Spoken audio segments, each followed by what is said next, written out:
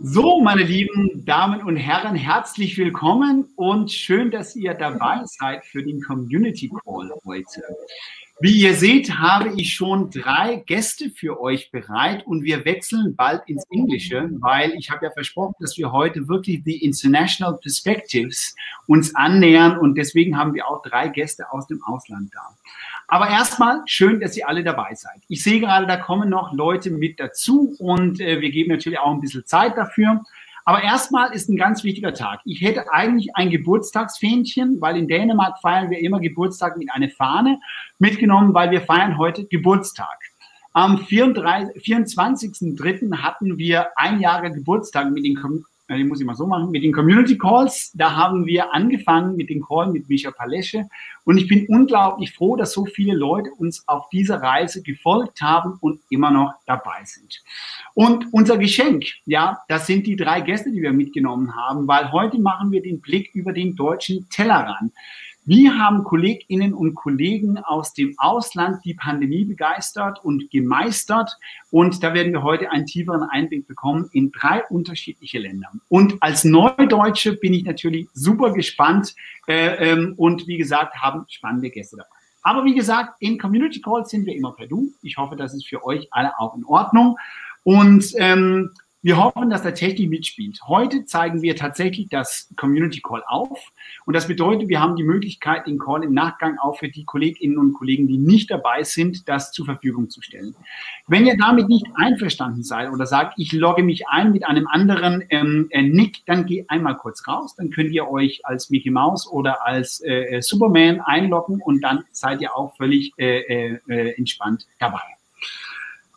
Heute ist es auch so, ihr habt natürlich wie immer die Möglichkeit, dass ihr euch mit ins Diskussion bringen könnt. Ihr könnt mit den Handzeichen, die neben dem Chat ist, könnt ihr euch zu Wort melden. Und ihr könnt natürlich auch sehr gerne mit uns hier live diskutieren. Also entweder könnt ihr im Chat was schreiben oder wir haben auch die Möglichkeit, dass ihr euch alle zugeschaltet wird.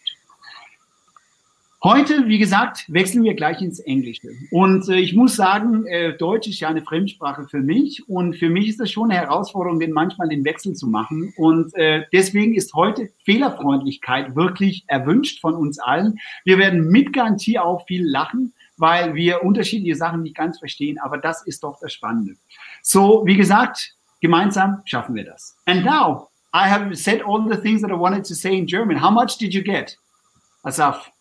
Okay. Nothing, or a little bit. Sorry. Hanna, you said to me yesterday that you actually know a little bit of German. Yeah, it's a long time ago, so I hear like certain words and certain phrases, but so when I say chat or community call, then you get it. Yeah? No, just that bit. No, perfect. And raise your hand if you have a question. This is what I got. That's it, exactly. Raise a hand if you have a question. Perfect. But then I've got to introduce the 3 of you also. But I'll start with you, Hanna. Very welcome from the top of Norway, from Tromsø. Thank you. Will you tell a little bit where you teach? Can you tell us a little bit about the school and what subjects you teach? Yeah, I teach in what's called Videregående Skole, and that's a school for students who decide to come back and do sort of like extended learning. So they are from the ages of, I'd say, around about 15, 16 up to around about 18, 19. So it's the last 3 years at school. What subjects do you teach there? What subjects? And the subjects I teach are physics, math, science, like normal, just regular science, and something called technology and research. Like I don't know how it quite translates into English. Forskningslärare? Yeah, technology and forskningslärare. Well, we'll see if there's someone in the chat who can actually speak Norwegian as well, and maybe they can translate it for us. Thank you very much, and I'm very happy that you're here.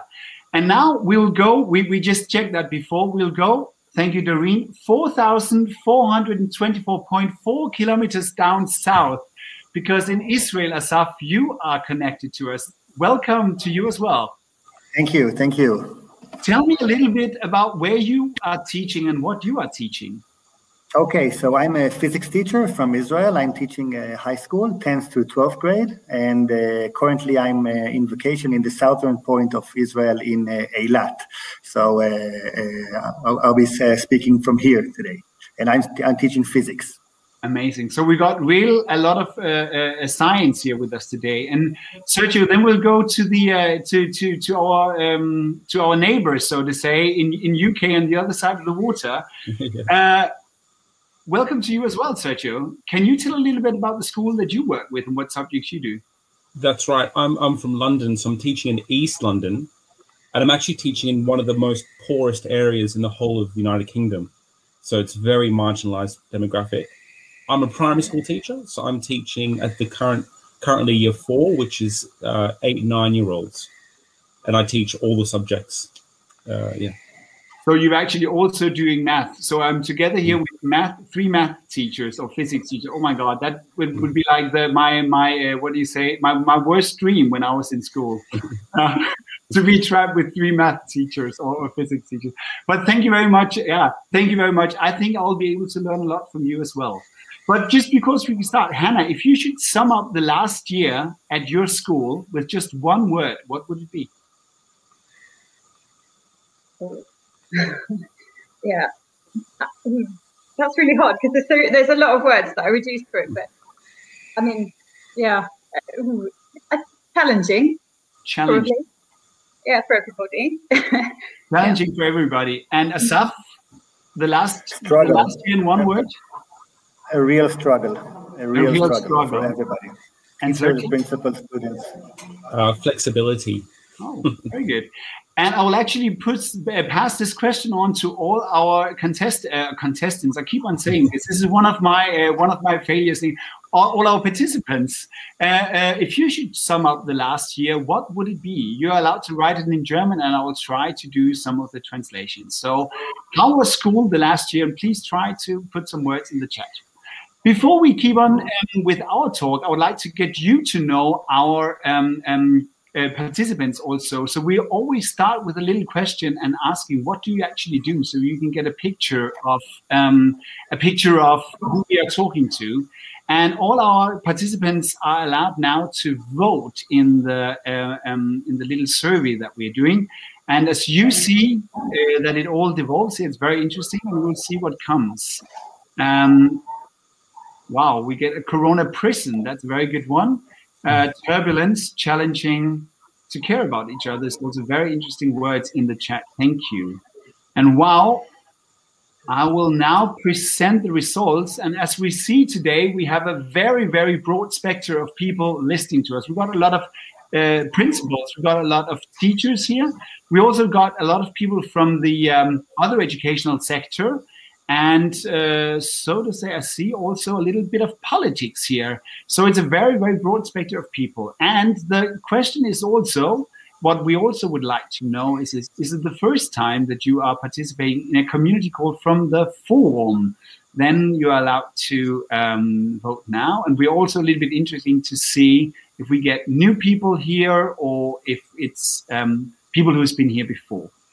Let's see what we're getting now. And yeah, well, today we have a lot of good friends of the house. That's perfect when you're celebrating a birthday, that you actually can invite your friends. And the last question is quite interesting. I have to put the pictures on first because this is a very personal question in my way. Because when I went on holiday, or when we were allowed to travel, you know, this thing that we could do for a year ago or something, I always try to visit schools when I go somewhere. I also try to ask friends if there's a possibility to see where the kids go to school, if you can ask the principal. And I find it so challenging and so rewarding to go and to see how teaching is and somewhere else. The thing I like the most is actually being in the teacher's lounge, because you get so much, you get the vibe about how is this school actually working when you're sitting in the teacher's lounge. Do you know Asaf, you're nodding? Do you do the same? Yeah, I had amazing trips to Canada and the US, really fascinating education system, different than Israel in many terms. And Hannah, how was it for you? I mean, you're British and you're teaching in Norway. That's also like with another perspective.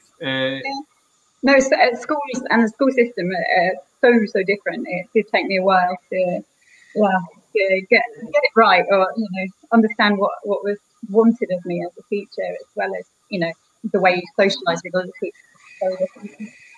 Interesting. And Sergio, you actually visit my school when you were in Berlin. That's right. Very different. Well, very different. Very different. Yeah.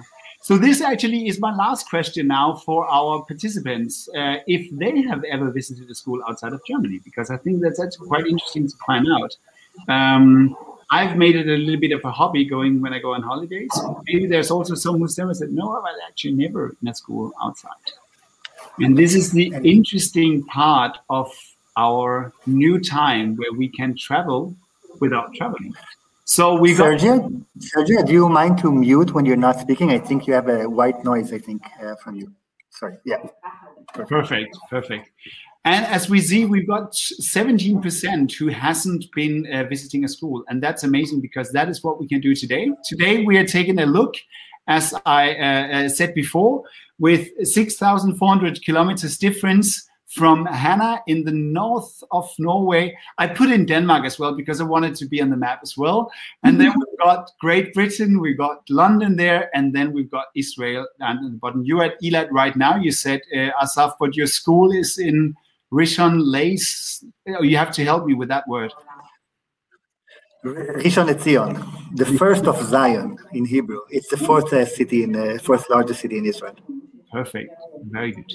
And for now, we're getting ready to the big talk now. And interested is, of course, that it is a community call, and all you that are listening, maybe outside in the garden, you are more than welcome to ask questions. We can also put you online here so you can talk to our guests from abroad. So please use all the time we've got and all the possibility to ask the questions. But Hanna, I would like to start with you. Can you briefly, because it's very different, I guess, we are here in Germany standing in a quite hard situation right now. The schools are actually opened, but only for half classes. And the numbers are rising in Germany. Every day, the numbers of incidents are getting higher and higher. So we're actually in a big discussion about whether there's going to be a hard lockdown in Germany again soon. But can you briefly describe the situation in the schools in your country, or at least that we talked about where you are, because there's a very difference in Norway. And are the students going to school every day, or how is the situation briefly?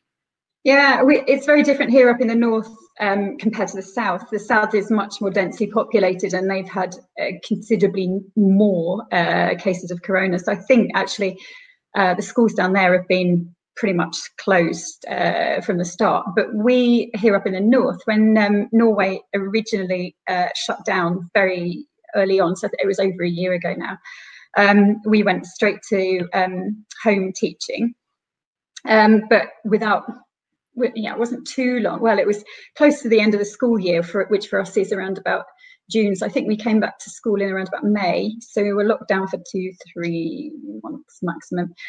So we came back to school on a kind of halfway basis, so probably a little bit like what you just described, where we had half of the students in half of the week, and the other half of the students in the other half of the week, and we did digital and regular teaching at the same time. But when we came back after the summer break, we were back in pretty much as normal. And there have only been a few times when we had a little outbreak of corona at the school, and we were closed for about 2 weeks while they found out which students actually, had corona, and and to make sure that there was no further spreading. So mostly in, but with loads of kind of sitting far apart, washing all the tables down. That kind of stuff. So everyone's sort of things are a little bit different, but not hugely. Not huge, okay. Asaf, going to you. What we hear about in Germany when we hear about the news, Israel is also always being praised as the country where you're getting through the pandemic very well. You've got the vaccine miracle. How is the situation in schools? So it's pretty interesting what happened in school. It started pretty much like Hanna said last year. And this year, we had 2-3 weeks of normal studying in September, also in half classes. And then we went to shutdown. And Israel is maybe the miracle of in vaccination, but regarding to schools, I think we are one of the top countries with the number of schools, a number of days shut in school. So I think it's more than 150 or 100 days without school in Israel. Israel is a very dense country with a lot of community from Orthodox and Arab areas, with a lot of children in the house, and very dense. And we have really a lot of school shutdowns. Right now, also, the only ones who are sick in Israel are students, because the vaccination is only above 20. So actually, the schools are the last one to get back to normal. They got back concerts and trade, but schools are coming back last because all the sickness now is happening in schools. Wow, that's a very interesting topic as well. I'm not a doctor, as you know, but it's quite interesting because here you have the same discussions. If the school can be these super spreaders, or teaching can be a super spreader event, and there is not that much research on it. So interesting to hear from you. Thank you, Asaf. And Sergio, the situation in the UK has been what we at least exactly going a bit up and down. Sometimes you were very open, and on the other hand side you were very closed. How is the situation right now in the schools? So right now, all the schools are open. Secondary students need to wear masks, but primary students don't need to wear masks, and everyone's welcome. We do have a system, which I'm sure, I don't know if in other countries, but there is a hand washing system that we have to abide to, where they leave the classroom and come in, they all wash their hands. And the playground is split up between year groups, so everyone's in a bubble, etc. But yeah, it's definitely been up and down. But you told me yesterday in our call, that's quite interesting, you haven't been home at all. You've been the one going to the school. That's right. So England had a system where if the child had a parent who was a key worker, a nurse, a teacher, a doctor, they were allowed to come in. And our school in particular allowed particularly vulnerable students who we felt really needed to be in an educational system. My class had 7 throughout the last 3 months. But we would cap it at 15, but it was probably about 7 to 10 that we had in every year group. Interesting. I see nodding. I know the system from Germany as well. When people or parents have to go to school, then have to go to work, the schools had to be open, or the kindergartens as well. But let's try to get a little bit focused. And now you told how the situation is, and I just want to mention to all the people listening, you're more than welcome to write your comments or to write your questions to our guests, also in German, and I'll try to do my best to translate it. Now we're back to Fehlerfreundlichkeit. But please interact with us and ask us your questions.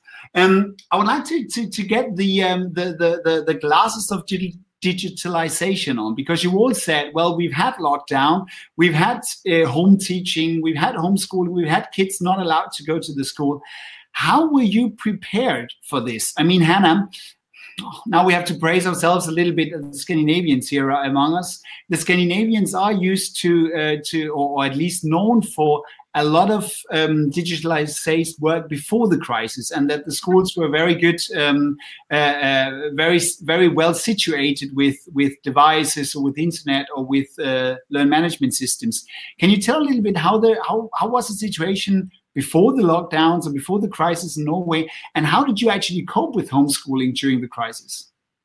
Yeah, so you're absolutely right with that. In mind, all of the students already had a laptop that was fully functioning, and they are expected to use a lot of digital platforms all the time anyway. So there was quite a lot already in place. So there's a platform that we use for the most, where we have to set out all our teaching schedules and all the resources that we use with the students online anyway. And so that system there was, we could actually set up or use a little bit more thoroughly.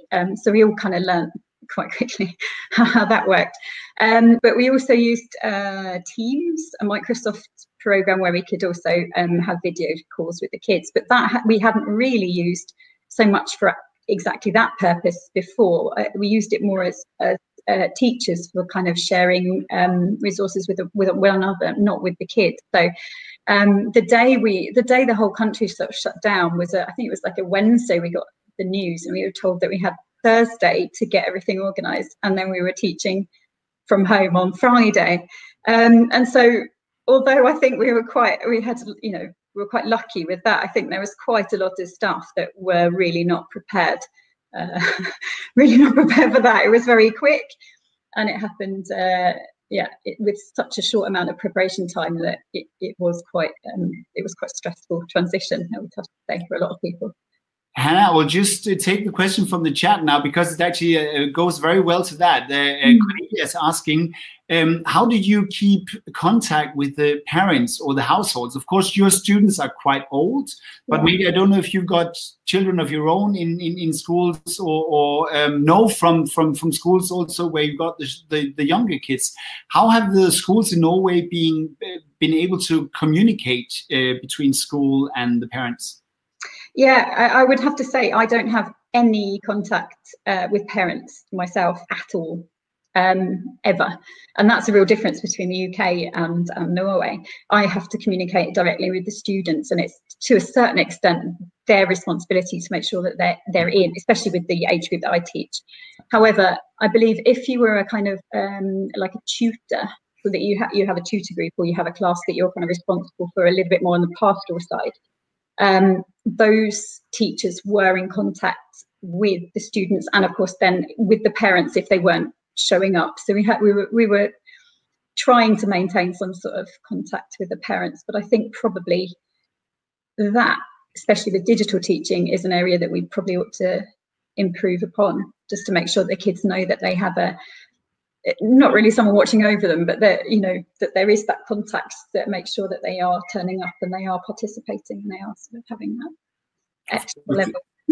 Yeah, of course, it's different also when you got the big one. Sergio, I'll go to you then directly, because I said before that the Scandinavians are praising themselves for having so many devices at schools, at least.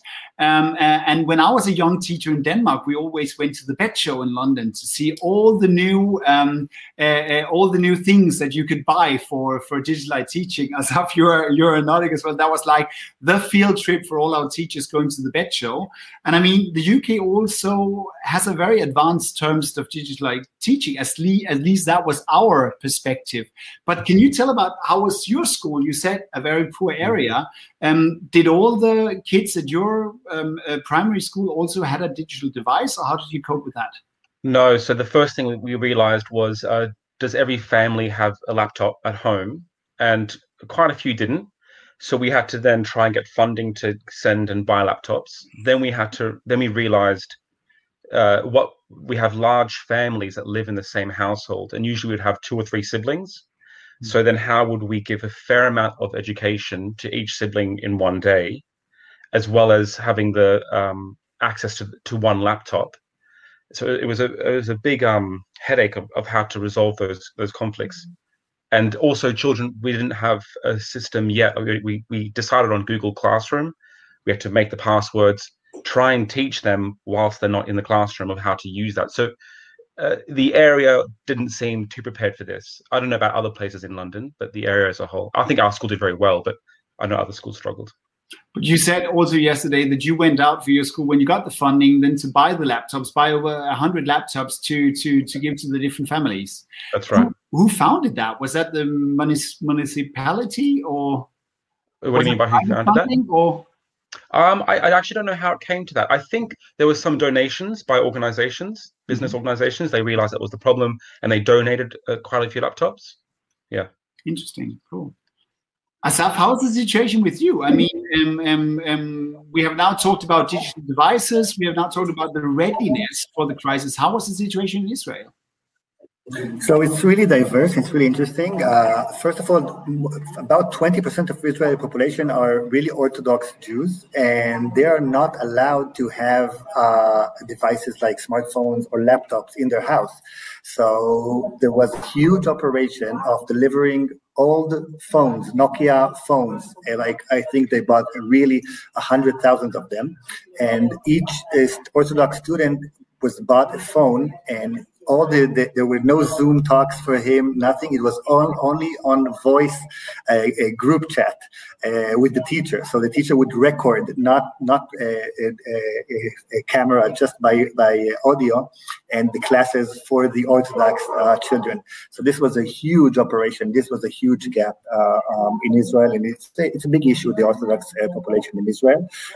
There was a really big also trouble with the Arab population in Israel, which is relatively poor, and a lot of devices were handed to them.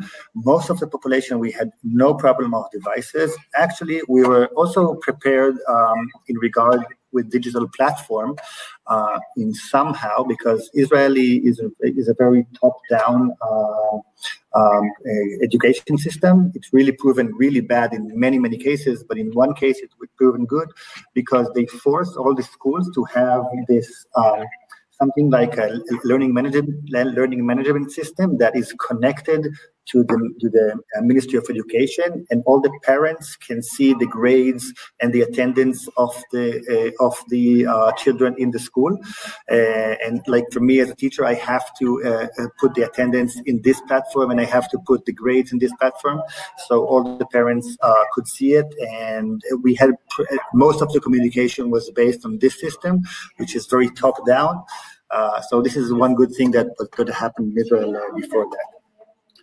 But I find that super interesting, because one of the biggest discussions in Germany through the crisis has been, how do we reach the children that we don't reach digital? Because I mean, as you said, Sergio, there is of course a lot of, well, if I one way back, Germany is very diverse in that there are schools that were very prepared for it, and there was a lot of devices. The learning management platform were there, but there were also a lot of schools that hasn't even started this journey.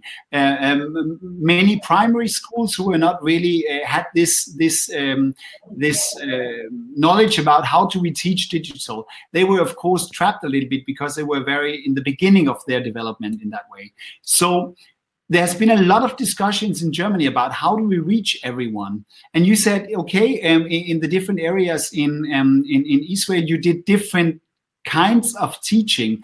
Would you say that you came out to everyone, Asaf? Because here there's a discussion that we lose a generation, or 1 million people, 1 million pupils are being left behind. And now they are thinking about doing summer camps or extra curricular activities to get them there, but they don't really know how. How have you coped with that, Asaf? Would you say that you reached every student, or do you still have a lack there?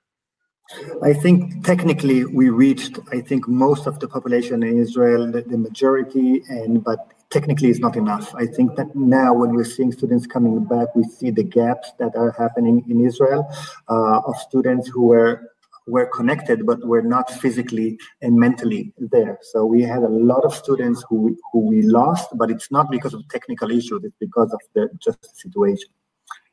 Sergio, how was it with you? I mean, you said you bought more laptops. Did you reach everyone, or could they come to school? You said the vulnerable kids were allowed to come to school as well. How do you reach out, or how do you connect with the parents? Because I mean, that was a question before we gave to Hanna. She had another way of working, but I can imagine you work a lot with the parents. Or So we had a system where they had to come online 3 times a day, one for maths, English, and another subject, only for half an hour each. And if they didn't attend that visual session for the day twice, we would call the parents. In the first lockdown, we actually just called the parents every week, no matter their attendance or not, online, just to check in. We would speak to the child as well and see how they're going. And then we changed by normal phone. And then we would then we went to every 2 weeks. And then once everyone became digitalized, then we would check in if they weren't online for 2 days. And Hanna, would you say that because you had most of the kids coming to school, right? Or how is that? Is this learning loss a topic in Norway? I think certainly in the south it will be, and I know that the other students have been sort of saying, we're not prepared, we can't take exams, and as such, all of the end of year exams have been cancelled. So all of the grades are coming from the teachers anyway. I mean, they normally get that, the grades are given by the teachers, but they normally have this additional exam to further differentiate between the students. So, but that's not happening. I saw a question on there that I was going to answer, because it said, how's the internet connection in Norway? And the internet connection, there's no problem with that. But there were obviously, we have a lot of students because Norway's so population, especially up here, spread out. You've got a lot of students that haven't got a local Videregående Skole, so they have to move to Tromsø, and so they live in these tiny little flats, and often they haven't got that much money. So the school ended up paying for their internet connection so that they could have that access. So there were obviously issues with people not being able to connect, but we tried to make sure that was covered. But yeah, it's definitely not been easy. And the idea of the other people have spoken about there, that kids just kind of drop out mentally. I think that's been the biggest thing, because when they're unsure, they're going forwards and backwards, maybe in school, maybe not in school. There's a whole realm of learning that doesn't take place. And I definitely feel that it's been kind of nice in some ways to know that actually teachers are quite important. And learning that goes on in the classroom is genuinely, it means a lot to the kids, and they get much more from it than perhaps we had realised. And that's kind of nice in a way, but a little bit sad, but exactly all those who have missed out on so much of it. It's a super interesting thing, because we, working with digitalization in schools, always ask this question, well, don't you want teachers anymore? Or are you trying to get robotics in, except from... And I think we've all learned from this crisis how important the human being is, how important the connections between the human beings are. So that's interesting. But we've got a very funny question, a very good question. I've put it down here before it came here, that there's been saying naughty names in with you, very, very naughty names in Germany, and that's Microsoft and that's Google. In Germany, data protection is data protection is very, very highly ranked, and it's very important for the German school system to make sure that data is not being misused. And in the beginning, of course, looking for tools was a huge problem here in Germany, like I think everywhere else. And because we need to fall back on something, but we cannot, in Germany at least, there was a huge discussion about falling back on Google or Microsoft, because their service, they couldn't say what was going to happen with the data from the kids. Hanna, Sergio, you said the two things, Google and Microsoft. Is that a discussion in Norway or UK? And then I'll come to you, Asaf, later. But Hanna, has that been a thing when if you have to choose a tool, if you choose a platform, is that a discussion? There was a discussion over because there were some music teachers and some teachers that wanted to be able to all the students participate at the same time, that Teams or Microsoft Teams wasn't good enough. And the response was that it was Teams that we'd signed up to, so that was the one we had to use. But I don't remember hearing anything else about data protection, so I don't know if that.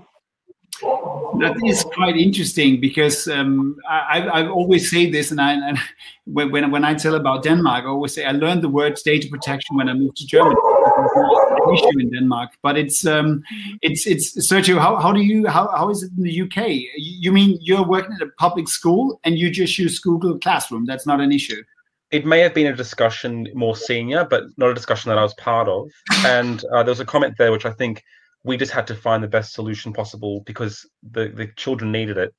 And we knew that once we chose one, then to switch to another system, once we did consider privacy, would have just been a headache for the primary school students. But lots of our parents don't speak English as well. So that's another barrier that we need to think about.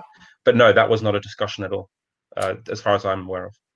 Thank you. Asaf, how is that in Israel? So same here in Israel. Data protection is not that a big issue. We have really strict standards from the government, but I think most of the platforms that were talked about in this conversation are allowed. Personally, Moodle is widespread in Israel, and we also use the Big Blue Button or Zoom, and there is no problem. There's not a discussion about it. I think most people of Israel in Israel accept that our data is online, and I think if you follow some strict guidelines about that, it's okay. In Israel, it's not an issue, and we have bigger problems than that in Israel. Mm. Yeah, well, you can put it that way. On the other hand side, I actually find it quite interesting here in Germany that you really focus on this topic to make sure that there's not going to happen anything. So I think it's good, but also the urgency, of course, makes us able to find solution that works for the children, because these are the most important ones. These are the students. There is different comments now, and I would like to make a little bit of a twist now, going to the teacher training, because now we've talked about the situation, we've talked about the students, we talked about how they get online, what gadgets we've got. But how do the teachers actually, were they prepared for this, or how have they been trained for this? I mean, this is one of the biggest topics here in Germany as well, in Denmark as well. How do we get the teachers fit? If you've been used to working with digitalized tools for many years, then it's not a problem. But if you should start overnight, then I could imagine that is really not easy. Sergio, I'll look a little bit in your direction, because you said also a lot of the kids were not ready for that. How, if you look at your colleagues at school, I don't know how many are you, and how were they fit for this new challenge? Yeah, we didn't know much about technology, online use, going from home, so it was quite a big challenge. I was going to say, so yeah, we were learning as we were going, and there were no formal professional teaching no formal sessions of teaching how to use Google Classroom, for example, and it was only staff sharing to each other initially for the first few weeks, and then we would have a formal session. But even then, we had to get clarification and what does that mean? How do I make this quicker? And how do I do a jam board on Google Classrooms? So we were literally learning as we were going, and then bettering resources as a result, but nothing formal. And how can you really say that all, because that's also a very interesting discussion here, that parents are saying, well, at Mr. Rebelo's class, then everything is fine, but at Mr. Shaman's class, he doesn't do anything. There was a lot of difference between class A, B, C, D, E, a colleague A, B, C, D, E. How did that work at your school? And can you say also that you got all the colleagues with on this train ride, so to say? Yeah, I think there was a lot of differentiation between year groups, and it was obvious that our year 6 teacher, she knew what to do because she sort of knew Google Classroom for whatever reason inside and out. But for me, it was completely new. It's a bit clunky. I didn't understand all the tabs. So there was that conversation. We fortunately had parents who were quite understanding and teachers who are willing to learn. But no, there was definitely discrepancy between different year groups, if even that. Yeah. Asaf, I'm pointing at you now, because you told me something interesting last week as we talked with each other. How is this professionalized training or extra teacher training, or how do you say it? I don't know the right word now. I looked that up yesterday. Sorry, that was one of the things that I can't find in all my papers now.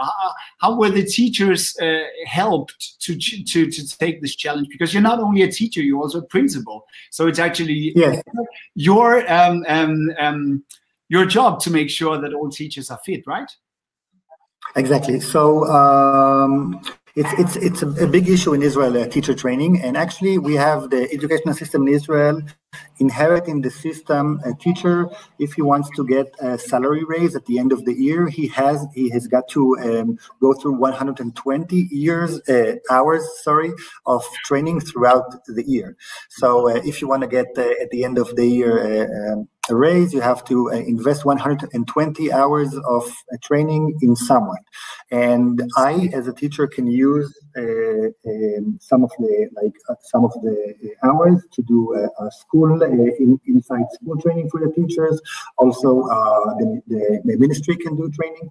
So there was this tool, and everybody used it. So all the 120 hours, which are normally a really diverse use, were designated to digital training. So the Ministry of Education did a lot of technical training, how to operate Zoom, how to operate Teams, etc. All this formal training.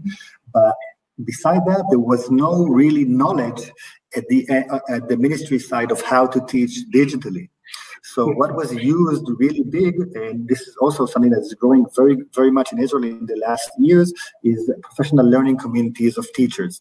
So this was something that all teachers are getting together formally. They get these hours that they get promoted by the end of the year, and there was a lot of sharing between teachers of practices, how to use digital tools, how to use resources. So these tools came really effective, and I think by the beginning of this year, there were most of the teachers were ready. A different thing is resources. So training is not enough. Resources was a big issue in Israel, and the government invested really badly in the beginning, and they did this perfect lessons who were made by these perfect teachers, and we as teachers were supposed to use the lessons instead of delivering it by ourselves, and this was a complete failure and nobody used it. And then there was really a big collaboration between teachers throughout digital platforms of resources. And there was a lot of, in the summer, many teachers developed many resources.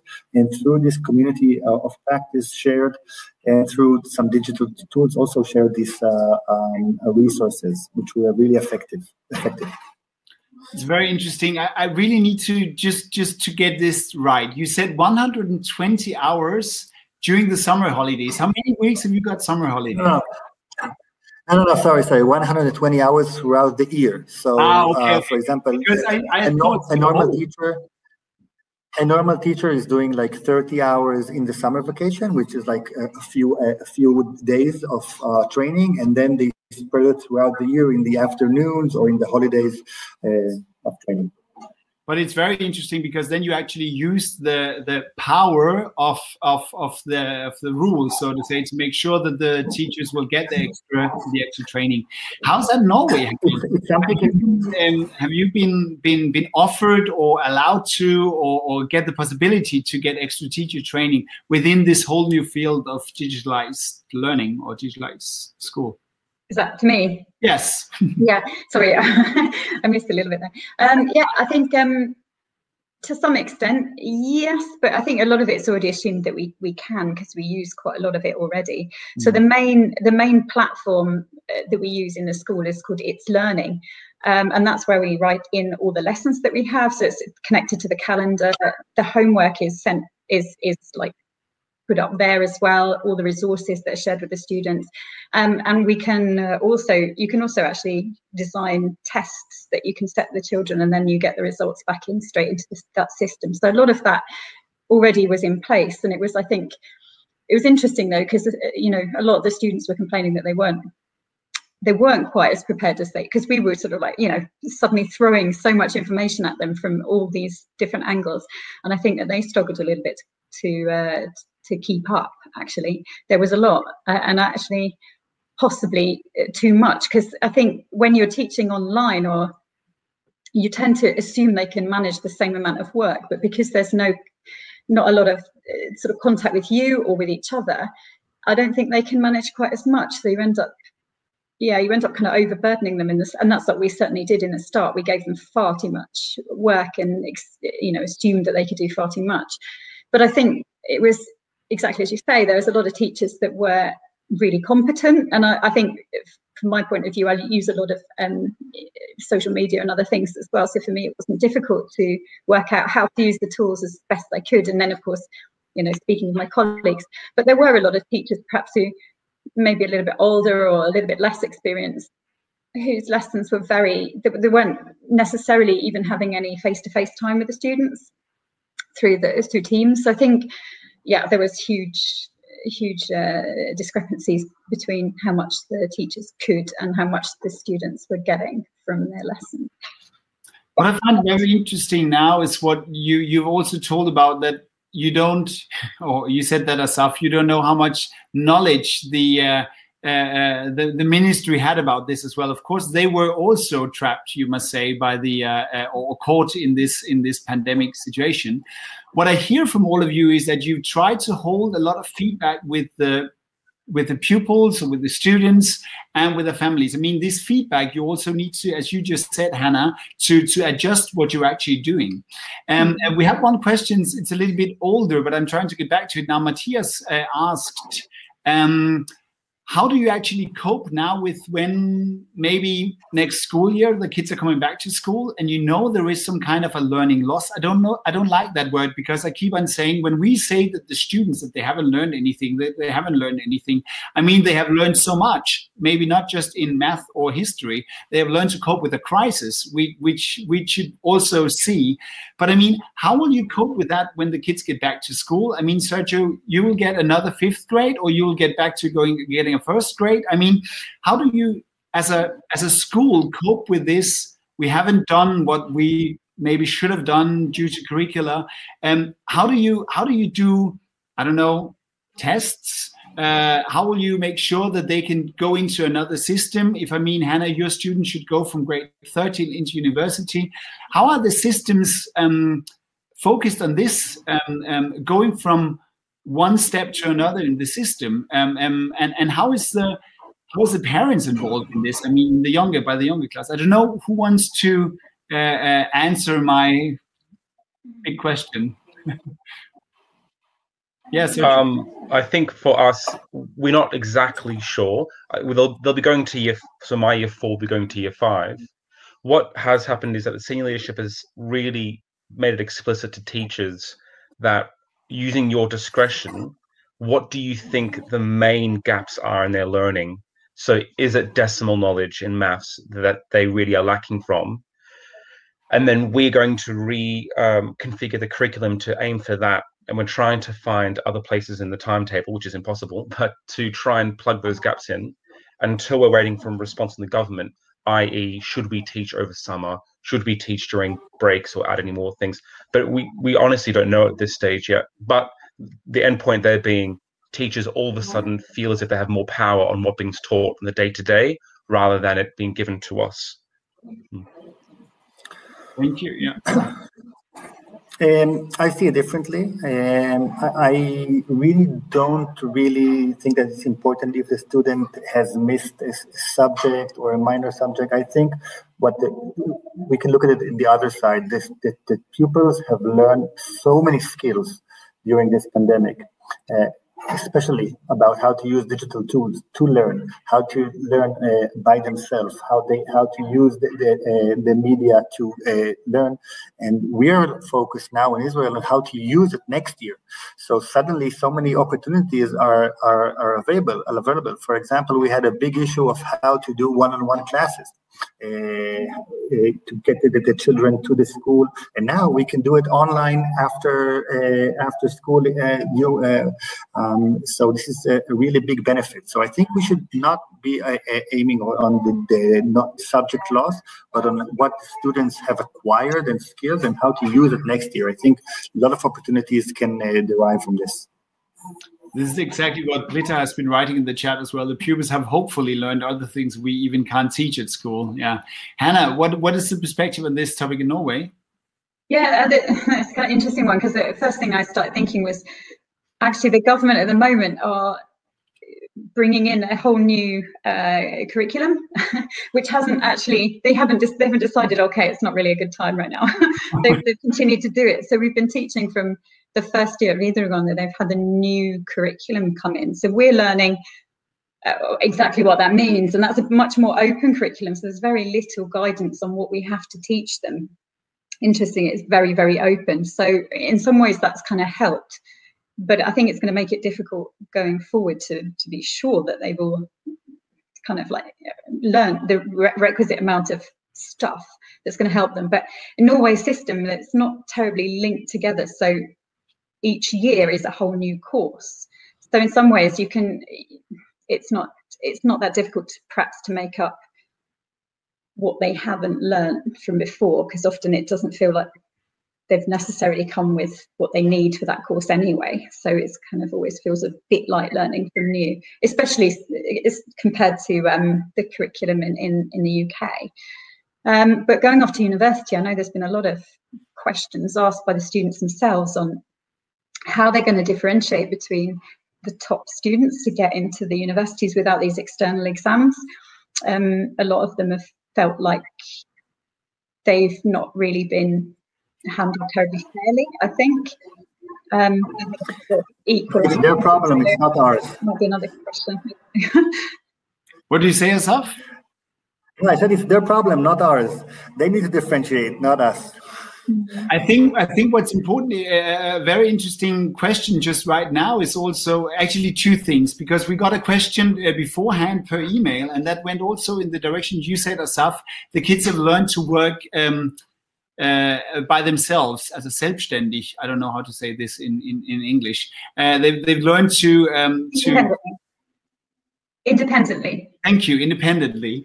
And I think that is very important, because this is actually one of the skills that a lot of pedagogical direction has been trying to develop for many years, but the normal school system with its 45 minutes and one lesson actually haven't taught the kids how to work this way. And now they were forced to work from home. They were forced, as Sergio to say, 3 times a day to log into a website, to be there, to say hi, otherwise they will get a phone call. How will you put this into next year of teaching? How would you add these new things? And as you said, Asaf, as well, new kind of tests also. Have you been able to do online tests or exams? Because that's a topic in Germany as well. No, they have to be in class and they have to write for hand. We can't do it online because we don't know if they're cheating. What would you take with you from what you've learned now into the present school? So this is a great question, and we're really into that. One aspect of it is, like, for example, tests. So we are using a lot of online automated graded tests, Moodle based, and etc. like this. And there is a big issue about are the students cheating? Are they copying from each other? And we as teachers say we cannot do anything to look if they're copying or not. And then we ask ourselves, is it important? Or maybe we need to build a test that they cannot copy from each other. And suddenly a whole different way of assessment is achieving not only this problem-solving test, but a way of assessment that the students will not be able to copy. But this is only the motivation. The end result is something really different in regard of assessment that I'm really eager to see how we're going to implement next year.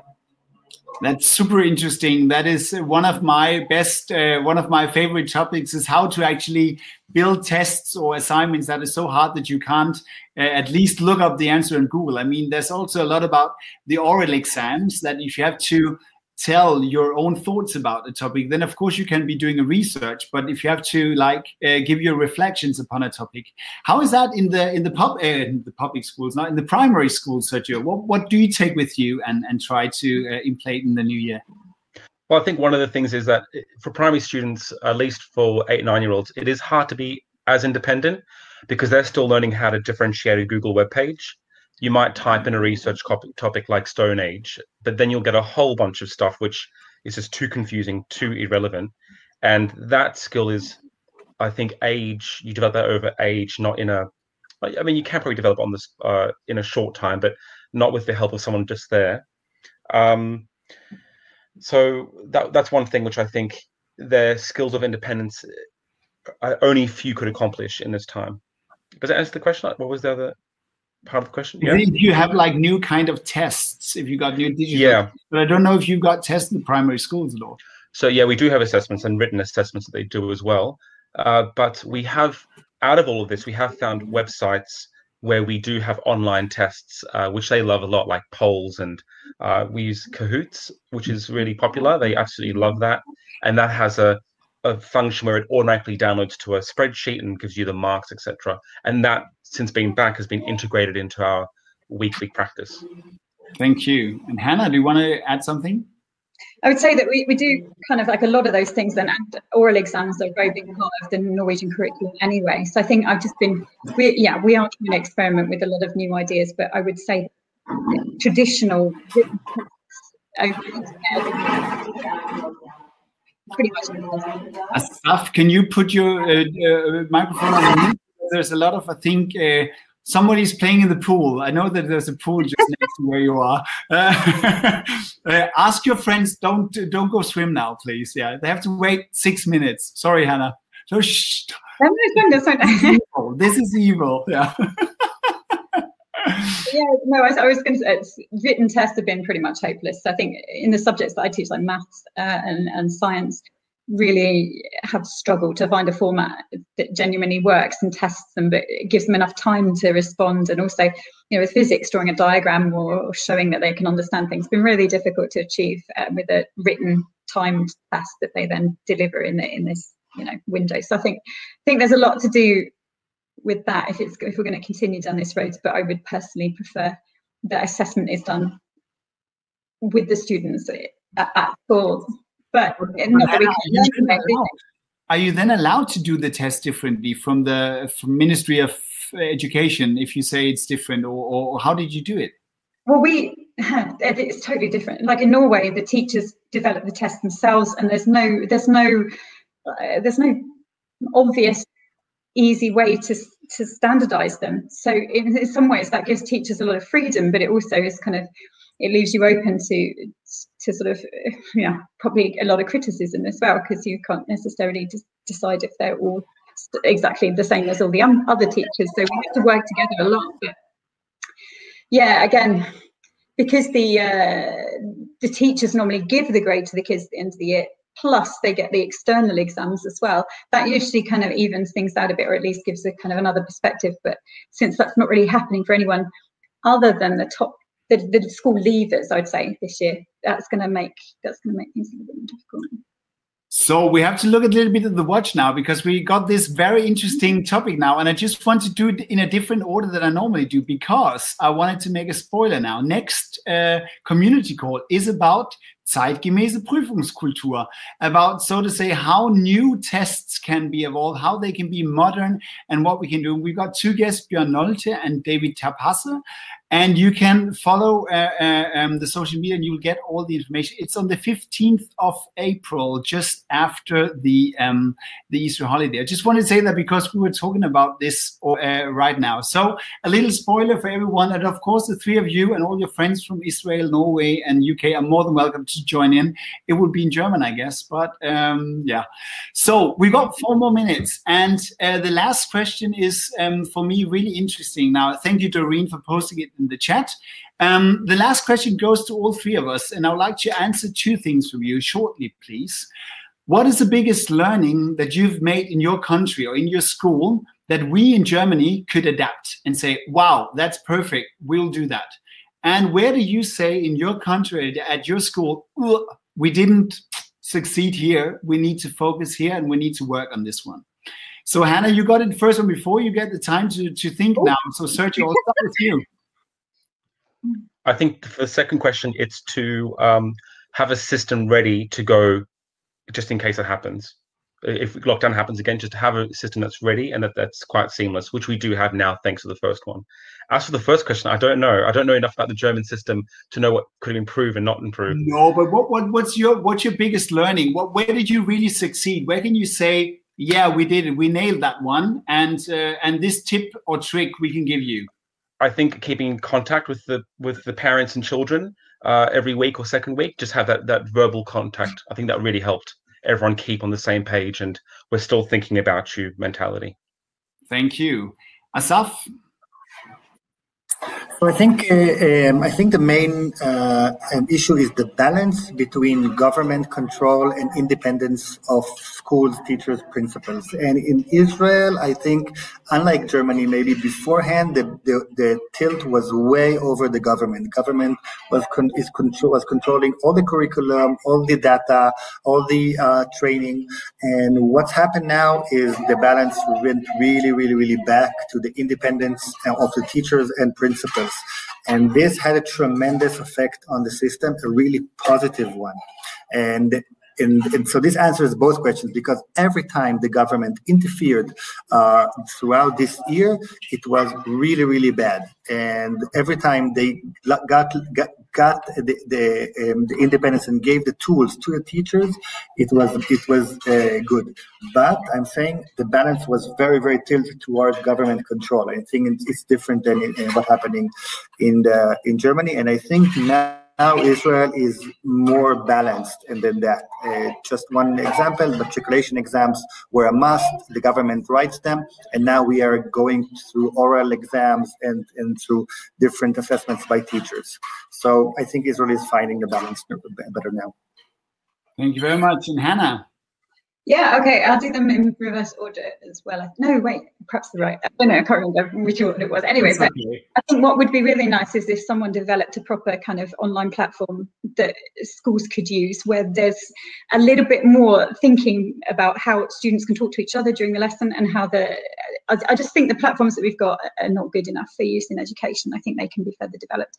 And something that I would say is probably in agreement with the others, the diversity of assessment is huge, and actually we do have quite a good diversity, and that's really helped us in a way. That's amazing. And now we nailed it. It's 17:00, and I promise you that we will stop on time. So thank you very much for joining in, to all our participants. Thank you for using, we must say, in Germany, 25 degrees in March. That's a very warm day. Thank you for joining in. And of course, Hannah, Sergio, Asaf, thank you for traveling all the way from Israel, Norway, and the UK to be with us in Germany today. It was amazing. And I hope that we will not be able to speak next year because the pandemic is over. But if it's still there, I would like to invite you again for the 2-year birthday of the community call, and we can see what happens in another year. Thank you very much. Enjoy the rest of your day, and have a good night. And enjoy your swim now, Asaf. Yeah. Bye-bye. Thank you very much. Bye-bye. Thank you. It was very, very interesting. Bye-bye. Bye-bye.